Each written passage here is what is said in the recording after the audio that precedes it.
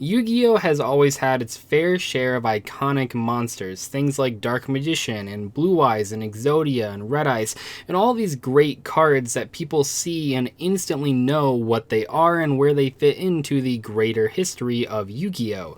One of the cards that's a little bit newer than those ones though that I feel a lot of people know about and a lot of people really appreciate is Trishula, Dragon of the Ice Barrier, originally a level 9 Synchro monster that now has had several retrains over the years. In today's video, I want to review all 4 of the actually currently released Trishula cards. I was inspired to make this video because of the new Trishula Synchro out of the Ice Barrier structure deck that just got announced in the OCG.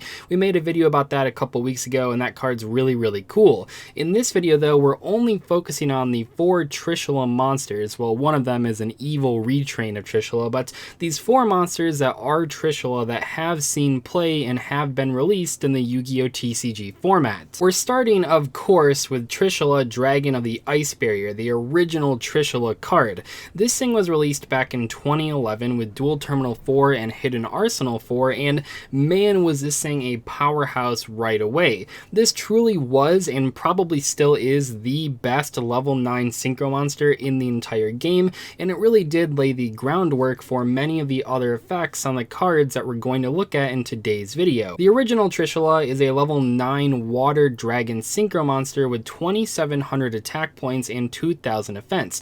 The materials that it requires to summon it are 1 tuner plus 2 or more non-tuner monsters, so you can't make this thing with just 2 monsters, it always has to be at least 3. Its effect is extremely impactful but not very complicated. When this card is synchro summoned, you can banish up to 1 card each from your opponent's hand, field, and graveyard. The card in hand is chosen at random, of course. While nowadays we have tons of different extra deck monsters with removal effects and negation effects and powerful summoning effects, back in the day, especially in 2011, that just wasn't really a thing. Don't get me wrong, we had very powerful extra deck monsters, but Trishula was huge when it was released. This thing was a monster when it was summoned. I mean, banishing a card on your opponent's hand, field, and graveyard is incredibly powerful, and where Konami really made this card extremely good is that it says up to 1 card each from those places. What this means is that this card, first off, does not target, and second off, your opponent doesn't have to have a card for you to banish in each of those spots. That really is a big difference, especially compared to a card we're going to look at in a minute here, Necros of Trishula, where this one doesn't require your opponent to have at least 1 card in all of those places. Where this card was used was in pretty much every single deck. There were so many ways to get to a Trishula, Dragon of the Ice Barrier back in the day, and as time went on, the card just got better and better.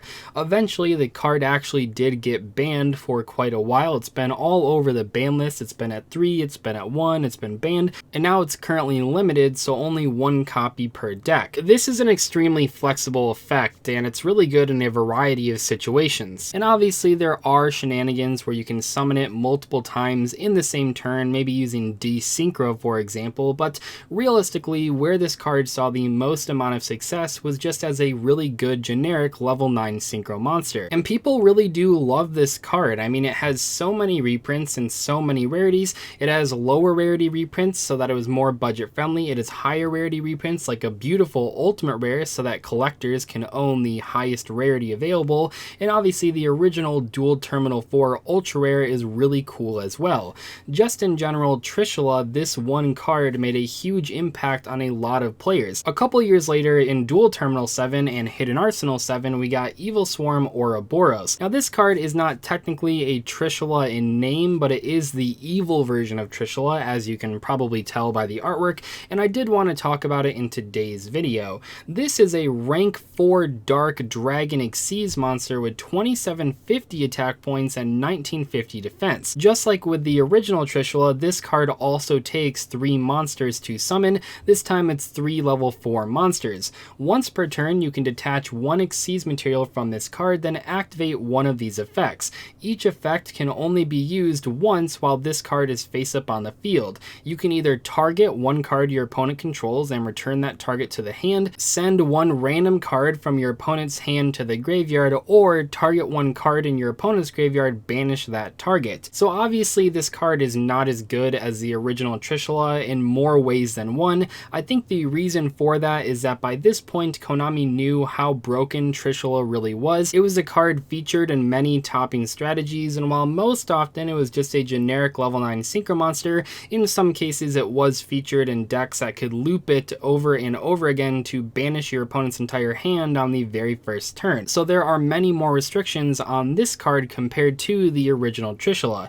For example, it's pretty hard to actually use all three of these effects. It is a soft once per turn, so I suppose if you summoned extra copies of Ouroboros, you could use multiple effects in the same turn, but generally speaking, that's going to be pretty difficult, so I would say in most cases, people would consolidate all three of their monsters into one Ouroboros and then only get to be able to use one of these effects. I would say the most common effect for Ouroboros was the targeting one card your opponent controls and returning that target to the hand, and honestly consolidating three monsters into just one bounce effect was not very good even by 2013 standards.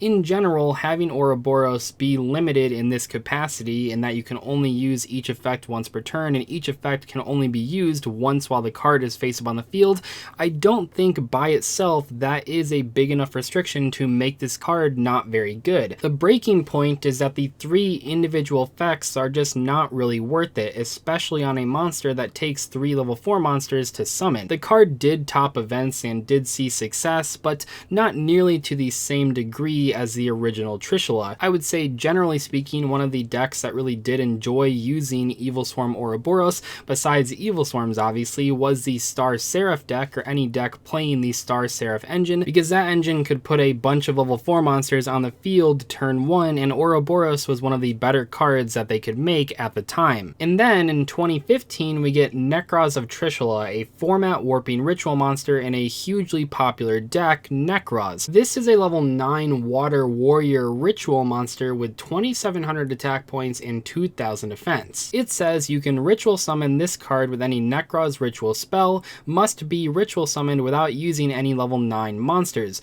You can only use each of these effects of Necros of Trishula once per turn.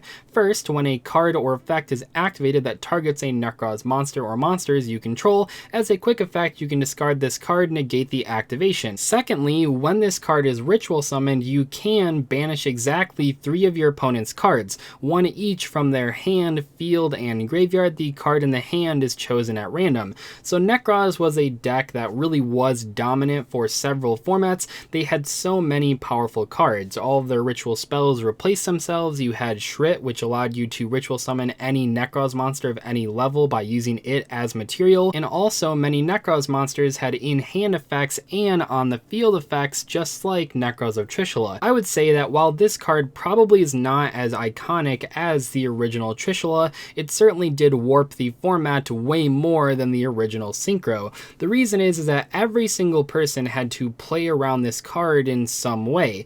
If you left up a monster on the field or a card on the field and you had a card in the graveyard, your opponent that was playing Necros could just get so much advantage, because in a Necros deck you could always summon Necros of Trishula if your opponent gave you an opening, and when that happened it was almost always the end of the duel right there. Necros of Trishula was a lot easier to summon on average than the original Trishula. Even though the original Trishula wasn't super hard to get to, the Necros deck just had so many consistency boosting cards that they could pretty much always summon this card if they wanted to, and that meant as someone that was playing against Necros, you had to always be aware of this card and always play around it. You couldn't leave a monster or a card on the field. You couldn't leave any cards in your graveyard. You always had to have no cards in one of the 3 spots. This actually did create a lot of interesting situations. We saw a lot of cards where people would actually purposely reduce their hand size to 0 on their opponent's turn because the Trishula effect needs cards in all 3 of those spots to resolve, not just activate. So people had to find creative ways to play around the Trishula no matter what deck they were playing.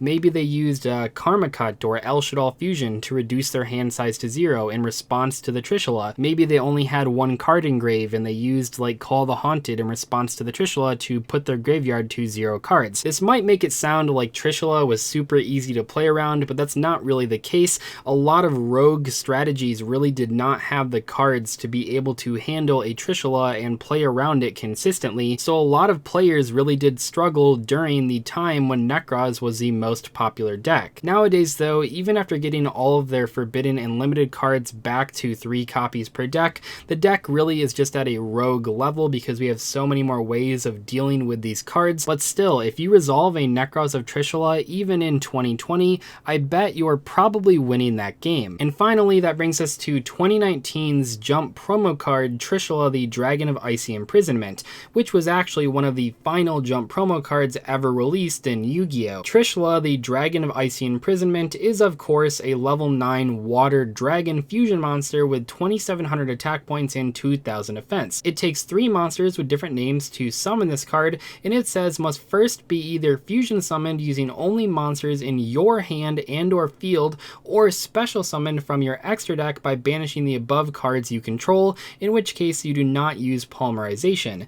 If this card was special summoned using only monsters that were originally dragons, you can reveal and banish 3 cards, 1 from your deck, 1 from the top of your opponent's deck, and 1 from their extra deck. You can only use this effect of Trishula the Dragon of Icy Imprisonment once per turn. I realize that this card's effect has confused a lot of people. I actually made an entire video breaking down how the card works a little while ago, but basically in most cases people are banishing 3 dragons they control to special summon this card, and that is pretty good. And the reason it's good is that you get to banish a card from your opponent's extra deck, which is quite valuable. Not only is it good because you get to see their entire extra deck, so now you know what you are playing against, but also it's really good because you can banish a key monster that they might want to summon on turn 1, or perhaps you're playing a combo deck and you banish their super polymerization target so that when they draw super polymerization against you, they no longer can break your board. This card is not as flashy as the other Trishulas, but it does have a place in competitive Yu-Gi-Oh! We've seen it being played in Dragon Link or Chaos Thunder Dragons, or pretty much any deck that uses a lot of dragon monsters. Anyway, that's all for today's video, reviewing every single Trishula monster and talking about what makes Trishula so iconic. I'm sure even after the Ice Barrier structure deck that we will eventually get more Trishula retrains,